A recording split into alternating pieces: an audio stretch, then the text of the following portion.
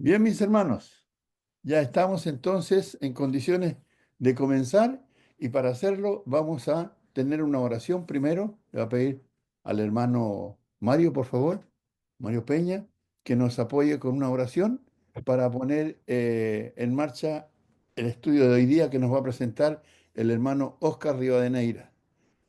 Adelante, hermano Mario, por favor. Ok, oremos. Señor Dios eterno que moras en los cielos, en la tierra, en todo lugar, Señor, te damos gracias por esta hermosa casa que nos ha dado con montañas y con ríos y mares y estrellas y lumbreras, Señor, que nos alumbren la noche y el día.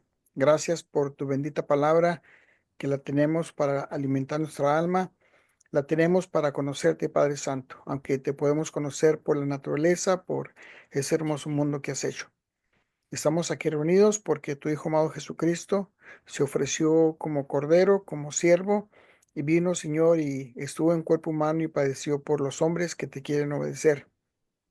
Dios Santo, gracias por ese sacrificio tan hermoso, tan grande que hizo tu Hijo amado. Te alabamos y te glorificamos y te honramos, Señor. Padre Santo, rogamos que bendigas a nuestro hermano que esta noche nos traerá tu palabra, que le ayudes para que recuerde que ha estudiado y nosotros pongamos el corazón y los oídos en lo que escuchemos. Bendice a aquellos hermanos que están enfermos, Señor, sean en Chile, en Centroamérica, en Sudamérica, en México, en Estados Unidos, donde estén enfermos los hermanos, que las medicinas y los alimentos les ayuden, Señor. Gracias, Padre, por tanta bondad y estamos agradecidos por tu misericordia y por todo lo que haces por nosotros. En nombre santo de Cristo Jesús. Amén. Amén, Señor. Amén. Bien, mi hermano Oscar, la pantalla es toda suya. ¿Quiere compartir pantalla? Sí, hermanito, por favor, si fuera tan amable. Sí, sí, soy amable, hermano. Buenas tardes, tengan todos ustedes, mis hermanos, hermanas, un cordial saludo a cada uno de ustedes. Dios les bendiga. Quiero hacer, antes de empezar con el tema, un paréntesis. Este es un tema que se venía, hablemos, llevando. La primera parte creo que fue hace un par de semanas atrás, antes de que estuviera ella con los hermanos allá en la Florida. Y yo, de alguna otra manera, cometí un error, básicamente involuntario, al mencionar dos textos, que era Isaías 14, 12 y 15, y Ezequiel capítulo 28, versículos 2 al 17. Haciendo un análisis exegésico y analítico de estos textos, nada tienen que ver con Satanás, ¿ya? Lo involucré, hablemos, con ese tema, pero la verdad es que Isaías habla del rey de Babilonia, o de Babilonia en sí, y Ezequiel habla del rey de Tiro, ¿ya? Así que, por favor, quiero que borren eso de aquellos que hayan anotado. Lamentablemente, ¿verdad? Fue un error involuntario de mi parte, pero bueno, el tema no era tratar Satanás en realidad, porque lo que menos quiero es hablar de Satanás en un pórtico como este, pero sí estábamos hablando básicamente del libre albedrío que tenían los ángeles. No que tenían, sino que tienen los ángeles. Y una de las evidencias era precisamente la rebelión de Satanás, porque si los ángeles no tuviesen libre albedrío, la verdad es que hubiera sido muy difícil entonces que este personaje se hubiera rebelado contra el poder de Dios, ¿no? Ahora, ¿cuál es el problema? Bueno, el problema es que en el caso de Isaías habla un poco de el lucero, y el lucero, ahí hay una mala interpretación, básicamente cuando se habla de Lucifer, creen que es porque ahí se dice lucero, y la verdad es que lucero ahí se está refiriendo a Babilonia, ¿no? Y en Ezequiel, básicamente, en el contexto se está refiriendo al rey de Tiro. Así que, por favor, les pido disculpas si produje algún problema con esto, pero hablemos más vale, ¿no es cierto?, la corrección tarde, pero el nunca hacerlo o el no reconocer errores también es una falta. ¿Ok? Cierro paréntesis, espero que se haya entendido. La verdad es que sí, efectivamente, hay muchas opiniones erráticas, por supuesto, de mezclar estos dos textos con este personaje como es Satanás. Pero la verdad es que vamos a hablar básicamente de lo que es el libre albedrío y voy a compartir pantalla, mis hermanos, si me esperan un poquito, aquí lo tengo. A compartir.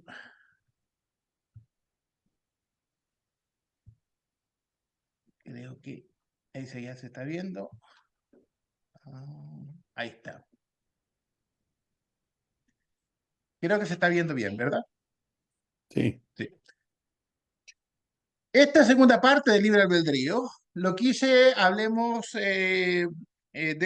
desarrollar bajo este título: ¿Por qué clamas a mí?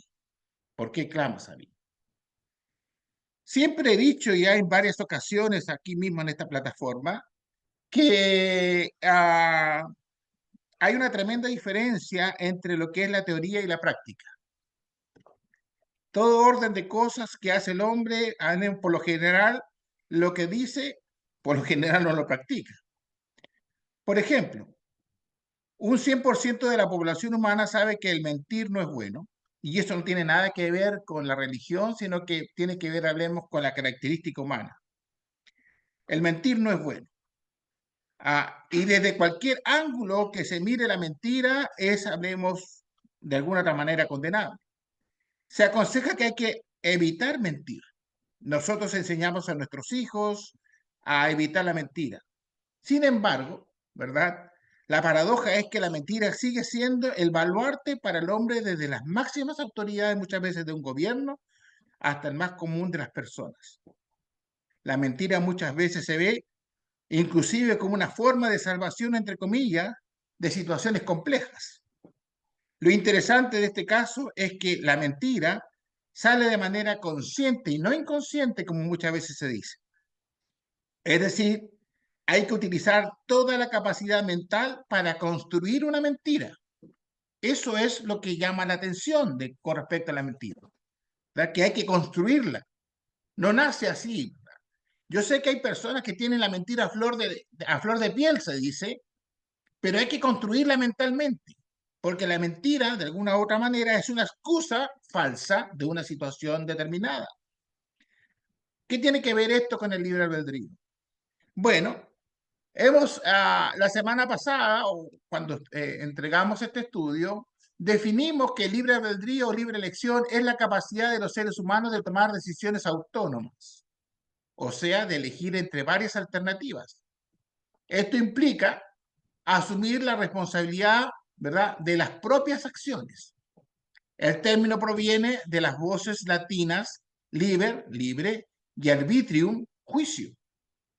Esta es una capacidad y un don entregado por Dios a todos los seres humanos desde la creación. Junto con los ángeles, el hombre tiene, ¿verdad?, no don, sino esta capacidad, ¿verdad?, esta capacidad de poder de alguna otra manera elegir siempre sobre todas y cada una de las alternativas que se nos presentan en la vida.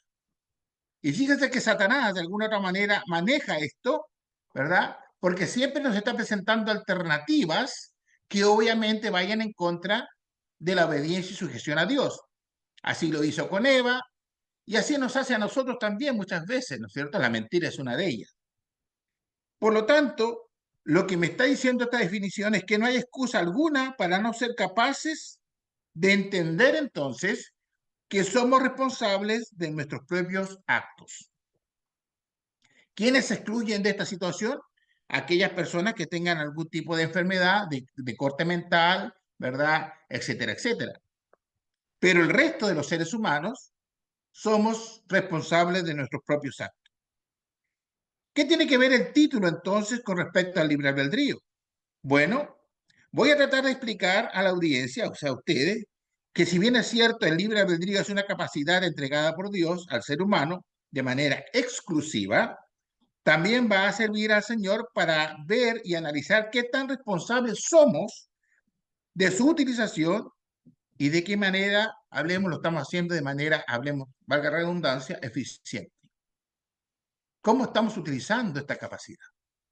¿Lo estamos usando bien? ¿Más o menos? ¿Lo estamos usando mal? Fíjese que los resultados del libre albedrío, sin duda alguna, va a servir para el juicio final de cada uno de nosotros. Porque si lo hemos estado utilizando mal, pues lo más probable, ¿verdad?, es que salgamos con un juicio negativo. Viceversa, si lo hemos estado utilizando bien, tomando buenas decisiones en nuestra vida, pues sin duda alguna podemos asegurarnos un paso al cielo. Ante una situación compleja por lo general, Fíjese, por lo general clamamos a Dios. Y es natural. En el cristiano, ¿verdad? Por lo general uno se aferra a Dios, pero no siempre ese clamor a Dios es correcto.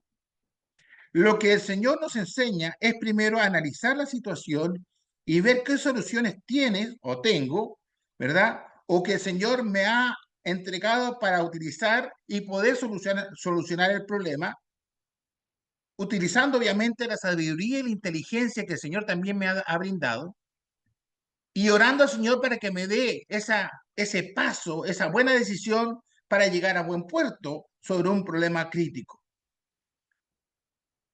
Pero lo que generalmente hacemos es primero clamar a Dios, suplicar a Dios, sin ver lo que tenemos en el entorno, sin tomar de repente decisiones que el Señor de alguna u otra manera nos ha brindado. Un ejemplo típico, cuando voy yo al médico por una dolencia determinada y el médico me detecta mi enfermedad, pero además me entrega un tratamiento, el cual yo por rebeldía no quiero seguir porque ya me siento mejor con las primeras remedios que he tomado, pero él me dice que tengo que seguir ese tratamiento por 7 días y yo, ¿verdad? Rebeldemente lo sigo solamente por 3, porque en el día 3 ya me siento bien y después lo que yo hago en vez de mejorar, empeoro. De alguna u otra manera me va mal. Y si antes me sentía mal, ahora me siento peor. Y entonces cuando yo me siento peor, empiezo yo a rogar a Dios, ¿verdad? Por oración que me ayude a recuperar la salud. La pregunta ¿es correcto? ¿Es correcto pedir a Dios que me ayude a recuperar la salud cuando yo he sido culpable de no haberme cuidado correctamente? Eso es lo que yo determino el mal uso del libre albedrío. Ahora, vamos a la Biblia, ¿verdad? Hay un texto ahí en Éxodo capítulo 14. Este Éxodo, ¿verdad? Este capítulo muestra, ¿verdad? El fin de lo que es el conflicto que hay entre el futuro pueblo judío con los egipcios. Aquí el pueblo judío se está enfrentando específicamente a dos situaciones. Por un lado viene el ejército egipcio a quererlos capturar y por otro lado tenían el mar. Cuando nosotros leemos el versículo 12, vemos el alegato del pueblo cuando dice, no es esto lo que te hablamos en Egipto, diciendo, déjanos servir a los egipcios porque mejor nos puede servir a los egipcios que morir nosotros en el desierto. Un alegato humano, ¿verdad? Que uno podría empezar a leer, oye, sí, claro, mira, viene el ejército por un lado, está el mar por el otro lado, está en el medio del desierto. Vaya que tenían de alguna u otra manera razón estos hombres y mujeres ahí que estaban entre miedo, drama, etcétera, etcétera. Las palabras de Moisés. Les dijo, no temáis, estad firmes y ved la salvación que Jehová hará hoy con vosotros, porque los egipcios que hoy habéis visto, nunca más para siempre los veréis. Jehová, dice, peleará por vosotros y vosotros, dice, estaréis, ¿verdad? Tranquilos. Y vosotros estaréis tranquilos. Por un lado vemos el alegato del pueblo, por el otro lado vemos las palabras, ¿no es cierto?, de Moisés. Pero fíjese que cuando uno analiza toda la historia, este pueblo había sido testigo de cada una de las plagas, ¿verdad?, que afectó Dios a este pueblo egipcio, siendo la extrema de ellas la muerte de los primogénitos. Durante esas 10 plagas, este pueblo jamás, hablemos, fue tocado por ninguna de ellas. Dios las protegió. Ellos estaban viendo como en un gran teatro lo que les acontecía a los egipcios. Por lo tanto, lo que estaba haciendo Dios también era demostrar su amor hacia este pueblo, el cumplimiento también de una profecía, ¿verdad?, que los iba a sacar de ahí. Y por supuesto, ¿no es cierto?, también estaba demostrando el poder y la misericordia de Dios hacia él y el poder castigador hacia el pueblo egipcio. Podemos entonces pensar que humanamente, ¿no es cierto?, uno puede decir, este pueblo de alguna u otra manera estaba con miedo, pero ya habían sido testigos estas más de 2 millones de personas del poder de Dios. Vaya, entonces uno empieza a analizar, ¿era correcto entonces esta proclama en contra de Dios y en contra, en este caso, de Moisés? Y Moisés, por otro lado, las palabras que dice son hermosas, pero son firmes y claras para poder detener este reclamo contra Dios. Muchos estarán leyendo y dicen, bueno, sí, hermano, sí, lo dice claramente. Pero fíjese que si usted sigue la lectura, nos vamos a encontrar entonces con este mismo capítulo, capítulo 14, verso 15, donde aparece el título. Entonces Jehová dijo a Moisés, ¿por qué clamas a mí? Di a los hijos de Israel que marchen. Y tú, alza tu vara y extiende tu mano sobre el mar y divídelo y entre los hijos de Israel por medio del mar en seco y entre los hijos de Israel por en medio del mar en seco. Aquí hay algo interesante con esa pregunta. Moisés sabía lo que tenía que hacer. Lo que le está diciendo el Señor en palabras simples es verdad, ¿verdad? En este caso, es necesario que me preguntes lo que tienes que hacer, Moisés. Esta pregunta tiene que ver con el libre albedrío. Tienes todas las alternativas ahí. Pero lo más importante de todo esto es que Dios le había dado una tremenda herramienta. No que la vara fuese milagrosa, pero sí era un signo, ¿verdad?, de liderazgo, porque esa vara siempre la utilizó Moisés frente al faraón de Egipto para hacer de alguna otra manera caer las plagas sobre él. ¿Por qué clamas a mí? ¿No sabes lo que tienes que hacer? Y fíjese que esta pregunta también me robó también. Muchas veces clamo a Dios por cosas y puedo estar recibiendo la misma respuesta. Oscar, ¿por qué clamas a mí? No sabes lo que tienes que hacer. No sabes qué es lo bueno y qué es lo malo. No sabes elegir entre todas las alternativas que tienes. ¿Para qué te he dotado de sabiduría e inteligencia? ¿Para qué te sirve, verdad, estudiar las escrituras? ¿Para qué te he demostrado, Moisés, mi poder? ¿Para qué te ha servido, verdad, esa vara?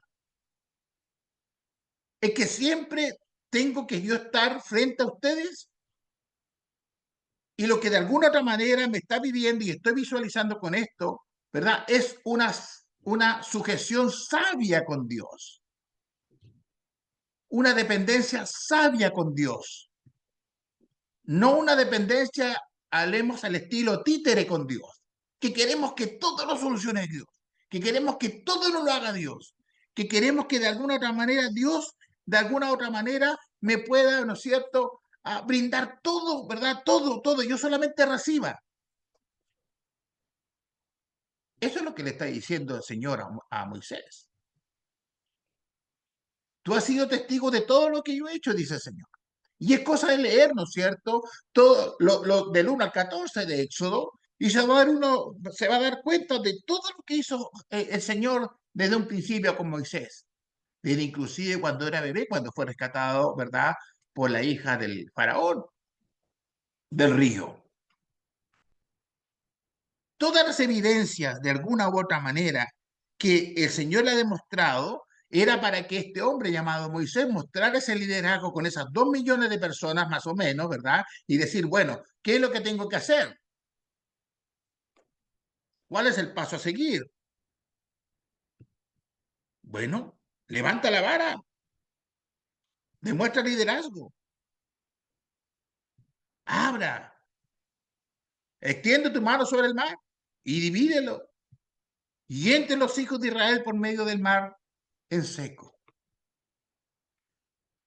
Fíjese que muchas veces nosotros utilizamos tan mal este libre albedrío que teniendo alternativas positivas, siempre nos vamos por aquellas negativas.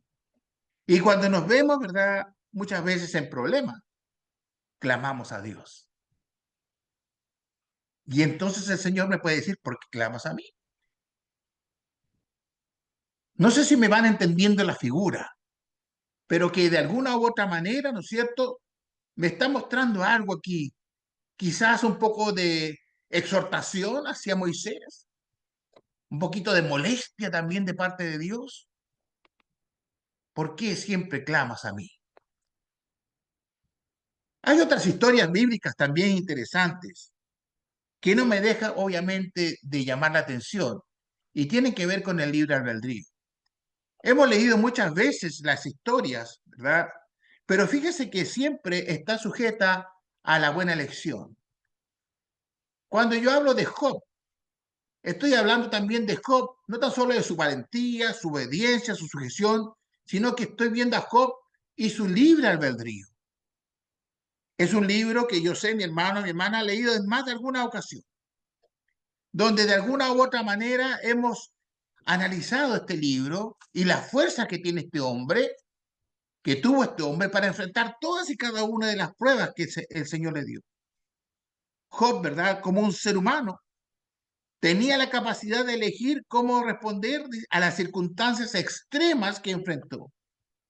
Aunque Satanás buscaba, de alguna u otra manera, manipular su reacción para que blasfemara a Dios. Todo lo que hizo Satanás en contra de Job era para que blasfemara contra Dios. Y muchas veces, ¿no es cierto?, la elección que nosotros hacemos puede transformarse en una blasfemia contra Dios, porque hacemos todo lo contrario a lo que el Señor espera que nosotros hagamos. Fíjese que Job fue un hombre que de alguna otra manera demostró una fe de manera voluntaria. Fue una elección voluntaria.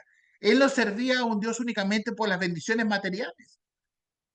Esto era evidente. Job servía a Dios porque realmente lo amaba, adoraba a Dios de corazón. Y él mismo lo dice en Job capítulo 1, verso 21, cuando dice Jehová dio y Jehová quitó.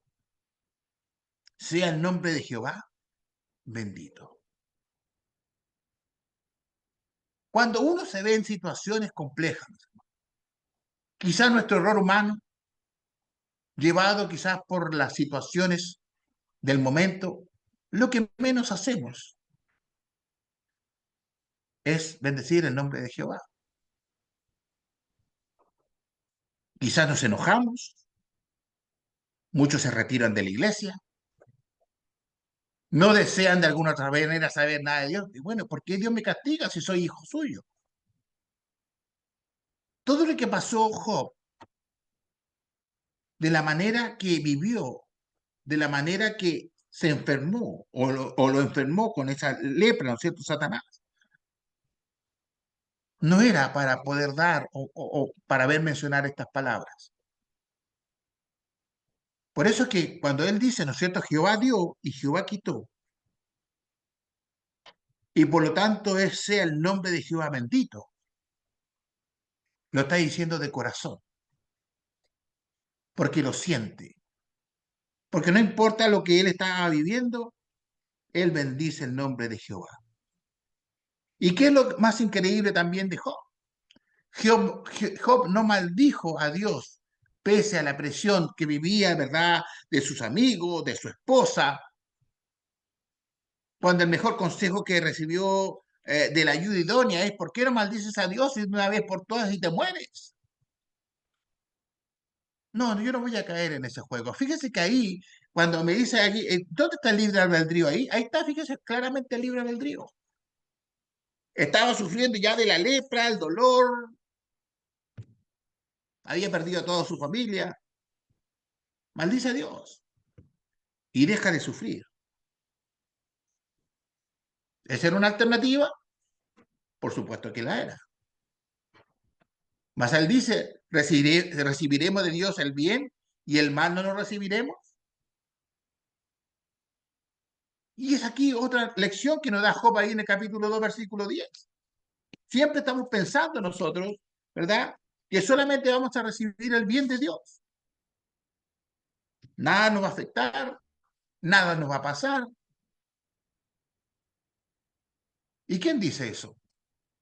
¿Dónde se dice eso? ¿Dónde se enseña eso? Yo sé que hay doctrinas que lo enseñan, pero Dios no lo enseña. Y durante todo el pasar entonces de este Job, de este hombre, utilizó entonces sabiamente el libre albedrío durante todo el libro. Hermano, usted cuando tome el libro nuevamente y lo vuelva a leer, se podrá dar cuenta que Job en cada una de las decisiones, ¿verdad?, que tuvo, siempre tuvo dos alternativas. Obedecer a Dios o desobedecer a Dios. Siempre hay dos alternativas. En todo orden de cosas, mi hermano, usted y yo siempre estamos sujetos a dos alternativas. O estamos con Dios o no estamos con Dios. O nos sujetamos a Dios o no nos sujetamos a Dios. ¿Qué nos hace tomar esa decisión? El libre albedrío. Nadie va a intervenir en mi decisión, solamente yo. Mi conciencia, mi espiritualidad, mi fe y mi crecimiento. Siempre, se lo puedo asegurar. Pero sigamos con ejemplos bíblicos. Cristo, como el ejemplo, ¿verdad?, perfecto del libre albedrío. Sí, efectivamente Cristo vino a este mundo a entregarse, ¿verdad?, para redimir al hombre. Pero Él vino de una manera voluntaria. Nadie lo obligó. El Padre ni el Espíritu Santo obligaron a Cristo a venir a este mundo, ¿verdad?, a hacer. Él lo hizo porque nos amaba. Y durante su ministerio, Él demostró ese libre albedrío, ese libre pensamiento. Si bien es cierto, Él estaba sujeto a su Padre, pero en obediencia, pero el Cristo nunca fue, ¿verdad?, un títere, sino que Él tuvo su propia convicción. Y fíjese que la primera prueba fue precisamente en la tentación en el desierto. Después de 40 días que él estuvo, ¿no es cierto?, con hambre, no había comido nada. Este enemigo, Satanás, se aprovecha de la debilidad física y humana que podía haber estado pasando el Señor, ¿verdad? Y ahí en Lucas capítulo 4, versículo del 1 al 13, se le aparece ofreciéndole alternativas. 3 alternativas les ofreció. Cada una más importante que la otra. Y Jesús no aceptó ninguna alternativa de Satanás. Pero ahí estaba. Ahora, ¿Jesús podía haber aceptado una de esas? Pero por supuesto que sí. Pero su capacidad divina y espiritual, ¿verdad?, dijo, no, al Señor tu Dios vas a adorar. Y por esa razón, entonces, de alguna u otra manera, nos vamos dando cuenta que durante todo el ministerio del Señor, siempre se enfrentó a situaciones que de alguna u otra manera lo llevaron a tomar decisiones. Y quizás la que fue más fuerte fue la de Getsemaní, cuando él estaba, ¿no es cierto?, en un estado de extrema agonía por lo que iba a vivir. En Mateo capítulo 26, verso 39. Padre mío, si es posible, pase de mí esta copa, pero no sea como yo quiero, sino como tú. Ahí estaba la prueba. ¿La vas a tomar o no la vas a tomar? Vas a hacer un tremendo trabajo en redimir a la humanidad, pero eso solamente si tú, Cristo Jesús, quieras tomar esta copa. Solamente si tú quieres tomar esta copa. Porque de lo contrario, ¿verdad?, no tienes por qué hacerlo. Padre mío, si es posible, pase de mí esta copa, pero no sea como yo quiero, sino como tú. De repente, en ese momento, el Señor quería evitar tomar esa copa, porque se iba a exponer a una situación que nunca en su eternidad se había expuesto, a la crueldad del mundo, a la crueldad de su propia creación. Pero de alguna forma, ¿no es cierto?, primó entonces la voluntad del Padre. La decisión de entregar como un cordero, ¿verdad?, y ser llevado al matadero. La decisión de entregar su vida fue una decisión de Cristo, donde su libre albedrío funcionó a cabalidad por el proyecto que él tenía como Dios. Juan capítulo 10, versículo 18. Nadie me la quita, sino que yo la doy por mi propia cuenta. Tengo poder para darla y tengo poder para volverla a tomar. Está hablando de su vida. Él está hablando de su vida. Nadie me la quita. Yo la entrego. Y yo la entrego voluntariamente porque si no lo hago yo, nadie lo va a hacer. Nadie va a tener la capacidad de redimir entonces al mundo de la manera que se tiene que redimir. Por lo tanto, ¿verdad? Sino que yo la doy por mi propia cuenta. Eso tiene que ver con el libre albedrío. Y tengo poder entonces para darla y tengo poder para volverla a tomar. Ahí está la decisión del Señor. Nadie lo estaba obligando. Es algo que de alguna otra manera le nació por una necesidad que era la única alternativa de alguna otra manera, redimir al hombre. Por eso mismo, entonces, Cristo y la invitación al libre albedrío, ¿verdad? Humano. De alguna u otra manera, Jesús no solo ejerció su libre albedrío para obedecer a Dios, sino que también invita a todos y cada uno de nosotros a usar esa libertad para seguirlo a Él. Me imagino, mis hermanos, que cada uno de ustedes, así como yo, aceptamos el bautismo y ser parte del pueblo de Dios espiritual de manera voluntaria. Nadie ejerció poder sobre mi decisión. Es algo que nació en el corazón de cada uno de nosotros, de una manera seria y sincera. Y por eso que en Mateo capítulo 16, verso 24, si alguno quiere venir en pos de mí, nieguese a sí mismo, tome su cruz y sígame. Pero hágalo voluntario, no quejándose, no por obligación, sino porque realmente tenemos la necesidad de ser considerados hijos de Dios. Esa es una decisión y la decisión tiene que ver con mi libertad de elegir, con el libre albedrío que cada uno tiene de poder elegir. Y por supuesto, el impacto de la obediencia de Cristo fue tremendamente importante. Gracias al libre albedrío de Cristo y su decisión de obedecer, la humanidad tiene acceso a la salvación. Si no hubiera sido por eso, ninguno de nosotros tenemos ninguna esperanza. Su acto de amor demuestra que el verdadero uso del libre albedrío es, de alguna u otra manera, someterse a la voluntad de Dios para glorificar y bendecir su nombre, pero de corazón. Por eso es que el cristianismo, mis hermanos, no es una religión obligada, sino que es un principio espiritual y religioso que se debe vivir con un estilo de vida espiritual, pero de manera voluntaria. Ahí en Filipenses capítulo 2, versos 8 y 9 dice, y estando en la condición de hombre, Cristo se humilló a sí mismo, haciéndose obediente hasta la muerte y muerte de cruz, por lo cual Dios también le exaltó hasta lo sumo. Fíjese que la obediencia no tiene que ver con el amedrentamiento. Yo no obedezco a Dios por amedrentamiento. Yo obedezco a Dios porque necesito y le reconozco como Dios y Padre. Y Cristo hizo lo mismo. Él se humilló en la condición de hombre, vino a este mundo por obediencia y sujeción, ¿verdad?, a la divinidad.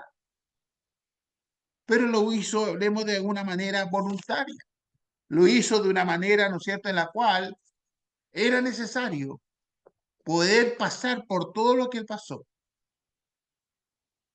con la tristeza, con el dolor, con todo lo que eso significa,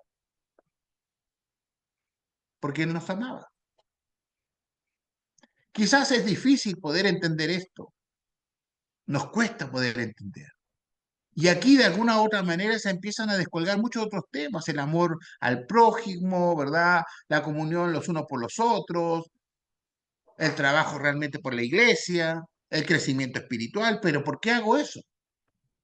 Porque lo necesito hacer, porque tengo que en mi vida tomar buenas decisiones. Y las buenas decisiones no las voy a tomar yo siendo, ¿verdad?, un tremendo profesional. Las voy a tomar siendo un tremendo hijo de Dios. Entendiendo que muchas veces mis decisiones no tienen nada que ver con las decisiones divinas. Eso es lo que tiene que ver entonces con el uso eficiente de esta, hablemos, esta capacidad, esta herramienta que nos entregó el Señor para poder de alguna u otra manera asegurar un paso al cielo. Por esa razón, nosotros podemos entender cómo funcionan las fuerzas divinas de Dios, cómo empiezan a funcionar las fuerzas, ¿verdad?, celestiales, porque todas de alguna u otra manera funcionan en armonía, en la gloria de Dios, porque la ven y viven con la gloria de Dios, y porque de alguna u otra manera saben que no hay nada mejor que estar con el Señor. Y la decisión de ellos, de los ángeles, arcángeles, es estar con el Señor. Y ellos esperan que nosotros también tomemos la misma decisión. Y fíjense que todas las pruebas que nos, de alguna u otra manera, estamos expuestos, porque el Señor prueba nuestra fe, claro que prueba nuestra fe. Como también, ¿verdad? Estamos sujetos o estamos expuestos a las tentaciones de Satanás, siempre, tanto en las pruebas como en las tentaciones, tenemos que usar ¿qué cosa? Nuestro libre albedrío.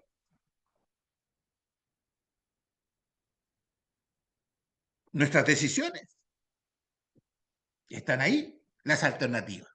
¿No se ha dado cuenta usted, mi hermano, que de repente nosotros nos enfrentamos a alternativas? A, B, C, D y F. ¿Cuál de ellas es la mejor? Si es ganar más dinero, si es un mejor empleo, si ese empleo me dice que tengo que faltar los domingos. ¿Cuál es la mejor? Y esa decisión siempre la voy a tomar en la medida que yo tenga la sabiduría, el conocimiento para tomar buenas decisiones, utilizando precisamente esta capacidad. En conclusión, Cristo, sin duda alguna, es el modelo perfecto del libre albedrío. A través de sus acciones, sus enseñanzas, su vida, sus decisiones, Cristo de alguna otra manera vivió en este mundo y nos conoce a la perfección. Me conoce a mí, lo conoce a usted. Hemos visto y conocemos una serie de ejemplos bíblicos, también de hombres que tomaron buenas decisiones y malas decisiones. Hombres brillantes como David, que se equivocó porque tomó una mala decisión. ¿Se acuerda usted de eso? Hombres brillantes como Salomón, que cuando yo era viejo tomó malas decisiones, utilizando su libre albedrío. El Señor no intervino. El Señor no intervino. Caín, asesinando a su hermano por envidia, tomando decisiones. Y podemos enumerar muchos más. Quizás lo más relacionado con Cristo, Judas, tomando decisiones, aceptando las monedas, después arrepintiéndose, pero nunca arrepintiéndose con el Señor, nunca pidiendo perdón. Libre albedrío. Y entonces la característica humana siempre nos va a llevar entonces a tomar decisiones en nuestras vidas. El punto es, mis hermanos, cuántas de esas decisiones son aceptadas por Dios y cuántas otras simplemente son condenadas por Dios. Y por eso que este texto de Lucas 6:46, que es el último texto, Cristo está diciendo aquí, ¿por qué me llamáis Señor, Señor, y no hacéis lo que os digo? Fíjese que este texto tiene que ver entonces de manera quizás directa o indirecta con la pregunta que le hace el Señor a Moisés. ¿Por qué clamáis a mí si sabes lo que tienes que hacer? Y el Señor aquí me está diciendo, bueno, ¿por qué me llamas? ¿Y por qué de alguna otra manera clamas a mí también? Y me llamas Señor, Señor. y no haces lo que yo os digo? ¿Acaso no sabes lo que tienes que hacer? Jesús no me pregunta a mí, ¿acaso tú, Oscar, no sabes lo que tienes que hacer? Y si no sabes lo que tienes que hacer, ¿qué es lo que debes de alguna otra manera hacer? Valga la redundancia. Bueno, conoce mi voluntad, dice el Señor. Conoce lo que yo necesito que tú aprendas para que no te equivoques. Que utilices bien entonces esta capacidad con la cual de alguna otra manera fuimos coronados dentro de la creación. Por eso, mis hermanos, repito, muchas veces estamos acostumbrados a teorizar sobre las cosas, pero la Biblia no es solamente teoría. La Biblia tiene que ver con la práctica, porque dentro de la teoría me dicen, bueno, ahora ponga en práctica lo que aprenden. Y generalmente, mientras estamos bien con Dios. Pero si nos empiezan a ocurrir cosas, entonces empieza a debilitarse la fe. Y por eso es que el Señor me dice entonces, bueno, ¿por qué me dice Señor, Señor? Si sabes lo que tienes que hacer, si sabes lo que se espera, ¿verdad? ¿Todos nosotros sabemos lo que esperamos? Yo creo que sí. Si yo muriese en algunas horas más, sé para dónde me voy a ir o no. ¿Usted sabe a dónde se va a ir si se va de este mundo? Si no lo sabe, más vale que lo estudie. Pero lo que yo no quiero, ¿verdad? De alguna otra manera experimentar es estar en esa oscuridad o en ese castigo eterno. Muchos estarán clamando, ¿dónde está hoy día? Como lo hizo el rico, ¿no es cierto? Señor, Señor, aunque venga, ¿verdad? Lázaro y que moje la punta de mi lengua con sus dedos con agua para poder apagar esta angustia que tengo. ¿No te acordaste de mí? Dice el Señor cuando estabas vivo. Sin embargo, Lázaro, con todo lo que sufrió, está ahora gozando, disfrutando de la paz del Señor. ¿Libre albedrío? Por supuesto que sí. En las condiciones malas o buenas, es lo que decidió cada uno. Por eso, mis hermanos, de alguna otra manera, lo que quiero dejar en los corazones de mis hermanos y obviamente en el mío primeramente, es poder siempre orar a Dios para que siempre podamos tener o tomar buenas decisiones. Para que podamos de alguna u otra manera llegar, ¿no es cierto?, al objetivo fundamental que es el cielo. Me imagino que todos nosotros los que estamos aquí, eso es lo que deseamos. Y esperamos, obviamente, que nos veamos allá, todos juntos.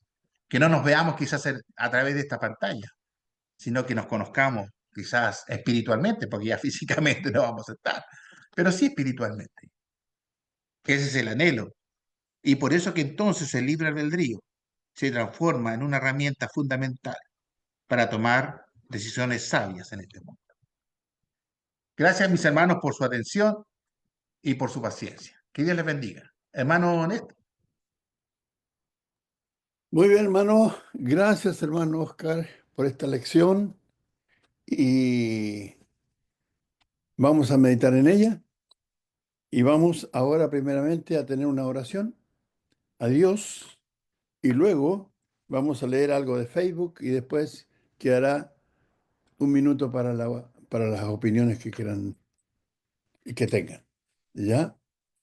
Vamos a pedir, hermano Ralph, por favor, que nos pueda guiar en una oración.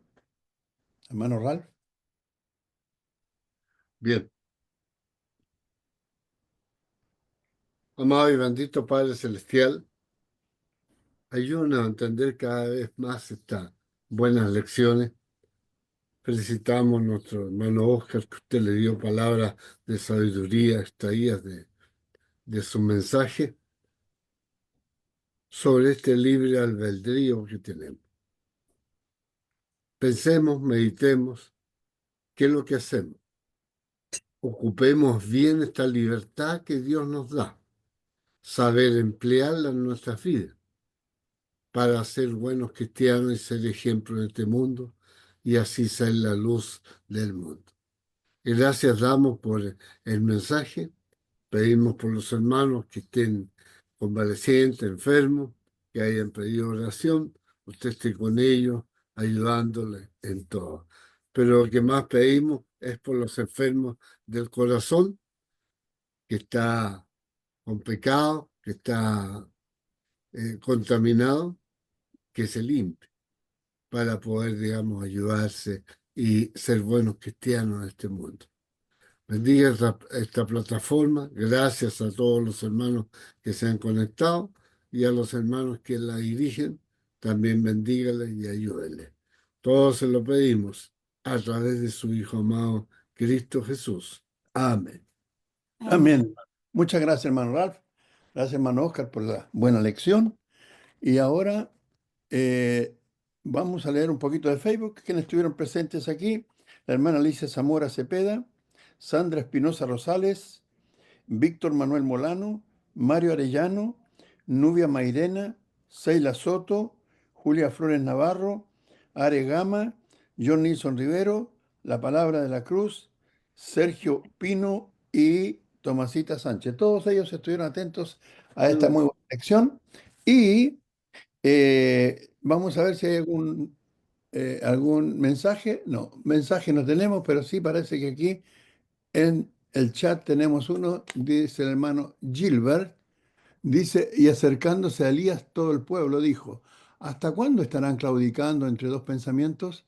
Si el Señor es Dios, seguidle, y si Baal, id en pos de él. Y el pueblo no respondió palabra. Y cita Primera de Reyes, capítulo 18, verso 21. La hermana Marisa de Figueroa dice, amén, gracias a Dios por su palabra, que nuestro buen Dios nos dé sabiduría para tomar correctas decisiones. Eso es lo que tenemos aquí en este momento y abro la puerta. Si alguien quiere decir algo, preguntarle algo al hermano.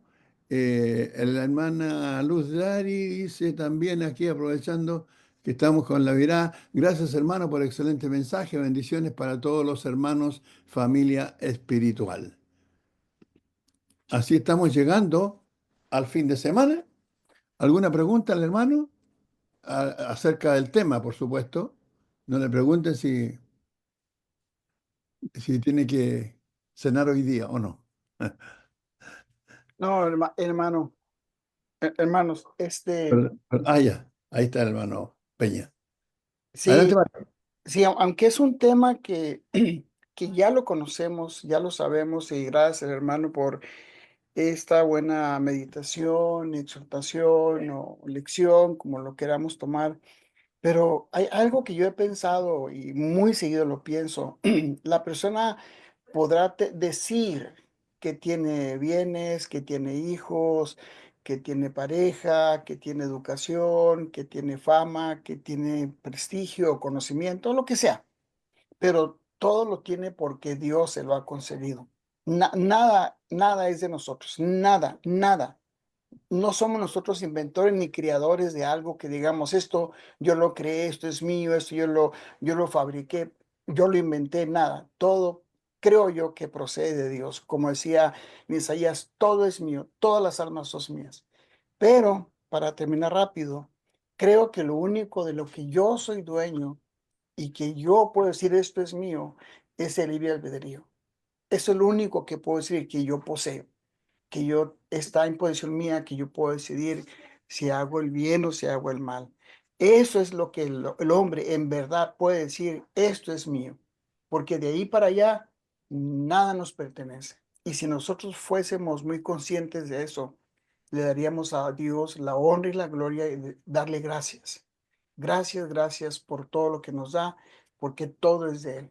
Mano Oscar, muchas gracias por su lección. Me gustó la primera, la segunda también, y entre paréntesis, me gustó la aclaración que hizo sobre el chamuco, o sea, sobre el diablo, para que me entiendan. Dios les bendiga a todos, hermanos. Bueno, gracias, hermano Mario. Muchas gracias. Bien, si no hay más, un abrazo para todos, porque no tengo más abrazos. ¿ya? Que Dios les bendiga, que tengan un lindo fin de semana, que puedan reunirse libremente y para adorar y servir al Señor. Nadie Hasta luego, más. hermanos.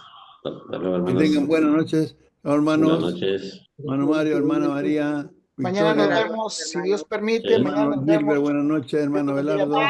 Vaya hermano todo, hermano Jorge, Mario, hermano Sí, Néstor, hermana. Pase buenas Gilbert, noches. Dios les dé buen a todos, descanso. que Dios les bendiga. Mañana nos vemos a hermano las 7 de la mañana. Oscar, Alberto, Hermano, Rigoberto, hermano Mario, María. Bye, Dígame, hermanos. hermano. A cuídese, todos, chamuco. bye. Sí. No se apure. Lo traemos controlado, lo traemos controlado. Dios los bendiga. Ya.